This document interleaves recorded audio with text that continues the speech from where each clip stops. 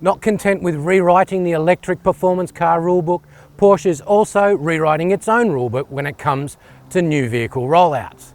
Normally when we get a new 911, they start with the base car. Then in the years to follow, we'll get the Carrera 4, the GT3, and also the Turbo. But with this Taycan behind me, they're going at it backwards. Last year we saw the Taycan Turbo and the Taycan 4S. Now we get our first look at the rear-wheel drive Taycan, the base model if you like. In other words, this is Porsche's entry-level Taycan and it lowers the cost of entry by about $38,000. Let's take a closer look.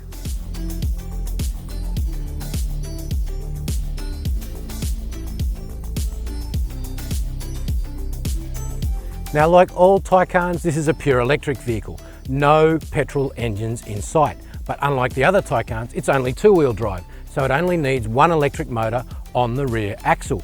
It produces 240 kilowatts, 345 newton meters. That's 80 kilowatts down on the Taycan 4S, and it increases its 0 to 100 to 5.4 seconds compared to 4 seconds. Now that might be slow in Porsche terms, but in anyone else's terms, that's still pretty quick. Other changes: 19-inch alloy wheels instead of 20s, black brake calipers, and steel springs, not adaptive air suspension, although it does have adaptive dampers like the rest of the range. Black detailing at the bottom and black detailing around the windows. And the last change is in the boot, but I'm going to talk about that when I get in the front, and you'll understand why. Now, inside this base model Taycan is pretty much spec for spec with the Taycan 4S, although this exact car I'm sitting in here has quite a few options fitted, which I'll get to in a sec. But if we go back to the base model Taycan, we get partial leather trim, fully electric front seats, multi-zone climate control, and Taycan dashboard and control center as you expect. The options on this car: panoramic sunroof, 16-way seat adjustment, and Bose sound system. And you'll remember I talked about the boot being bigger. Well, in the base Taycan that gets the standard sound system, it's 407 litres compared to 366. The 366 litres is with the Bose sound system that has a bigger subwoofer that robs you of about 10% of space. But still, with Porsches, people tick the options. So chances are you'll tick the Bose sound system and you'll enjoy it every day of your life. Okay, now before I tell you what this car is like to drive, we need to cover off a couple of things first. Porsche has put a few options on this car that do mechanically enhance its performance. I'm talking about this test car here. You know how I said the base car has 240 kilowatts of power?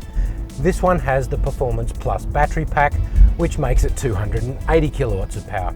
It also raises the driving range from about 360 kilometers to 430 kilometers.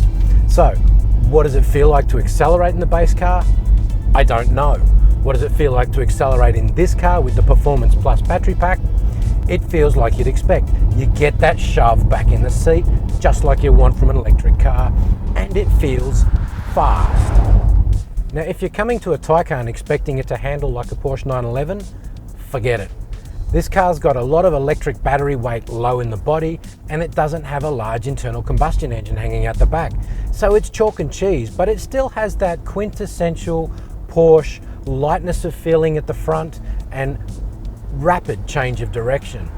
It really needs to be experienced to be believed. Now, this Taycan has 4 driving modes. We've got range, normal, sport, and sport plus.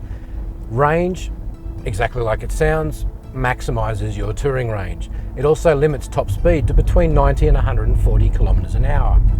Although you can override that if you absolutely floor the throttle. Normal is for everyday driving.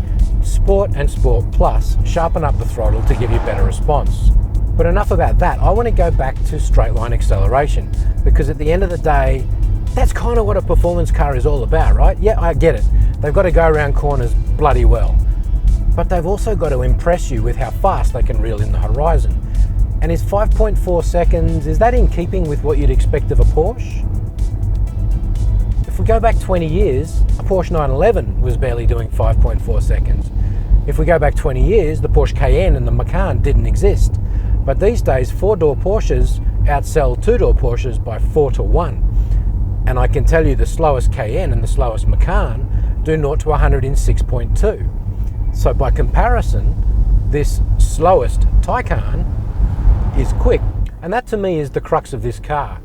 Does it feel like a true Porsche, or has Porsche somehow diluted that quintessential essence by reducing the price, $38,000, and de-speccing this car? In terms of de-speccing, that's a hard argument to win. It has most of what a Taycan 4S has, and all Taycan models have the exact same 100% standard safety, passive and active safety, that every Taycan has. So it's fair to say that this car does not dilute the Porsche ethos. It drives beautifully, it handles like only a Porsche seems to be able to handle, it's rewarding in the twisties, and it's properly rapid when you sink your boot. That it's $38,000 cheaper than the Taycan 4S is just a bonus. So there you have it. That's my take on the new rear drive entry-level Porsche Taycan. If you want to find out more about this car, check out my review on Drive.com.au. But before you go, don't forget to hit the like button, because if I get more than 5,000 likes, my boss has agreed to give me a pay rise. Also, subscribe to Drive's YouTube channel so that when we drop new videos, you get notified. But as for today, that's it from me. See you next time.